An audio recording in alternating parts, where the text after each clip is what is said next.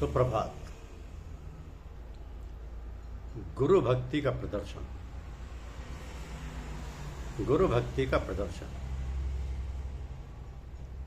द्वार धनी के पड़ा रहे, धक्का धनी के खाए। कबहू जो धनी नवाजे, इधर द्वार छोड़ नहीं जाए।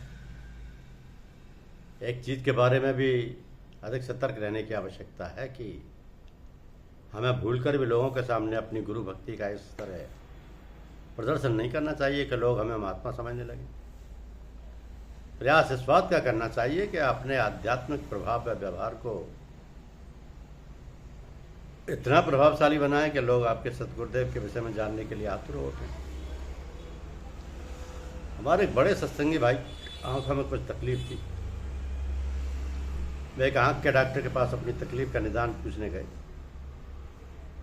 वो डॉक्टर साहब भी परम साधक थे। उन्होंने उन भाई साहब से एक सपाट प्रश्न कर दिया कि श्रीमान, ये बतलाइए कि ये आपकी आंखें किसने बनाई हैं? यानी ये आपकी आंखों में चमक किस महापुरुष के सत्संग से प्राप्त हुई है? बात को वो डॉक्टर साहब उन भाई साहब के सतगुरुदेव की सेवा में उपस्थित हुए। तो बात बात में अपने गुरु महाराज का नाम भी नहीं लेना चाहिए। जब कभी ऐसा महसूस हो कि ये सब उनकी कृपा से हुआ, तो इस भाव को अपने में समेट कर रखना चाहिए। यह साधना में सहायक होगा। एक रानी बड़ी धर्मात्मा थी, परंतु बहुत परेशान रहती थी, क्योंकि उनके पति जो राजा थे, उनके मुंह में से कभी भगवान का नाम ही नहीं निकलता था। एक दिन सोते हुए उनके पति के मुंह से राम शब्द निकल गया। दूसरे दिन रानी ने इस खुशी में बहुत से शुभ अनुष्ठानों का आयोजन किया।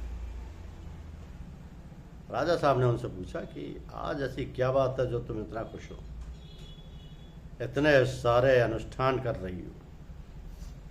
रानी ने कहा, आज मैं बहुत खुश हूं। राजा ने पूछा, क्यों?